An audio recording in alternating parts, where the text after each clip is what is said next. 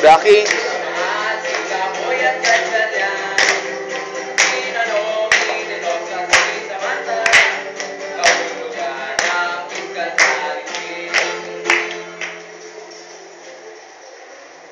Blackings. Blackings. Fiscal policy, ano siya? Sino siya? Tama ba siya? Ang fiscal policy, ito yung paraan ng pamahalaan sa pag-uwiso upang mapatatag ang ekonomiya ng bansa.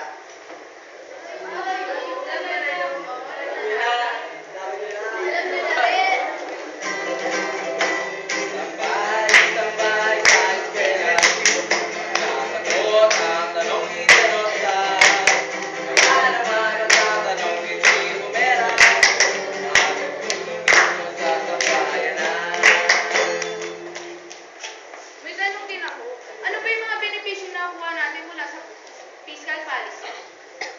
Tulad natin, na meron tayong libreng paaralan, libreng mga libro, at mga guro na sumusuporta sa atin sa pag-aaral natin. Paano na lang kung walang fiscal policy? Wait. Speaking of libro,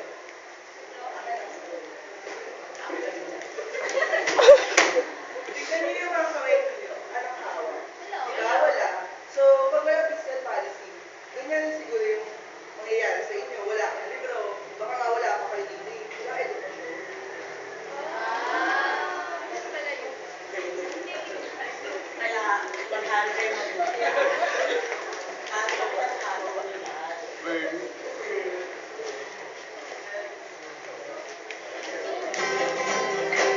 Sabay sa eskwela, kasama sa usapan silansa. Sinabi ang kanyang tatamasa, bakit nakakawalan ng lugar.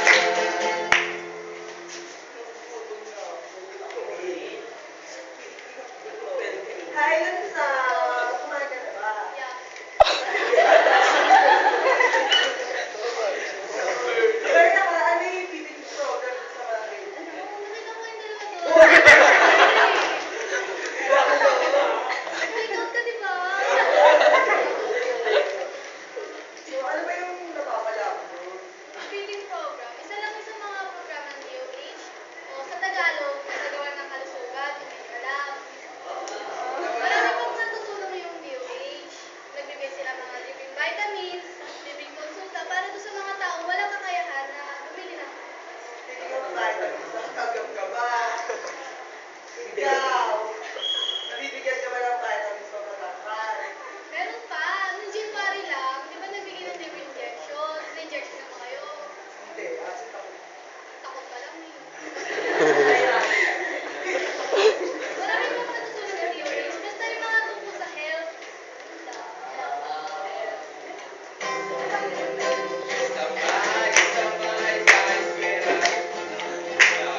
sabay sa eskwela, nabigay ng may siya. Matanong ay nasagot na namin, isa puso ninyong ibigay. So, okay na ba? Wait lang. May ilalagay pa ako. Alam niyo ba yung tungkol sa akin? Oo, ano namin. Sisi. Hindi, tama. Small when the previous week, may nakita ko kayo sa kanto. Parang nililin kasi. Ano? Kunyari, puro to. Tapos sabi kayo dito. Sabi kayo dito. Sa station. Balik ka ta. It's more fun ng Philippines. Oo. Sinasabi niyo, yun lang.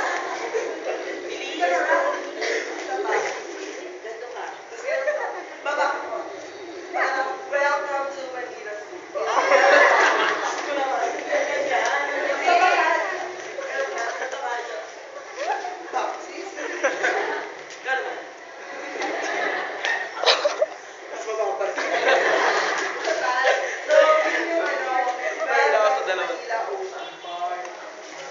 Damon, sinasabi niyo, mga ano yung mga poster lang yun. Wala yung magbibigay pansin para sa salita. Pero yung mga Manila Philippines talaga, ayun yung pinagtupad ni Noy na Paulong Noy Aquino upang mapataas yung turismo sa bansa.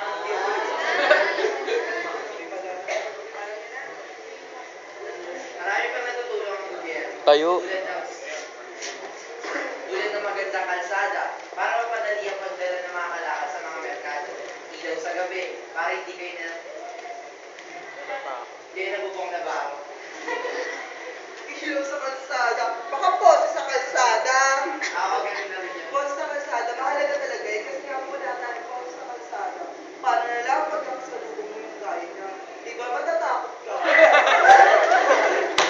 At saka isa pa, sa panahon natin ngayon, kailangan talaga ng mga ganyan. Lalo na sa mga maiitim. Baka hindi sila nakita. Hindi daw maiitim. Marami pa natutulong ang pag-uwis. Tulad ng sandatang lakas, nasuprotektahan ang seguridad ng mga mamamayan at ang soberanya ng Pilipinas. Alam niyo na, girls. So, may kasama ba kayo? Wala na. Thank you.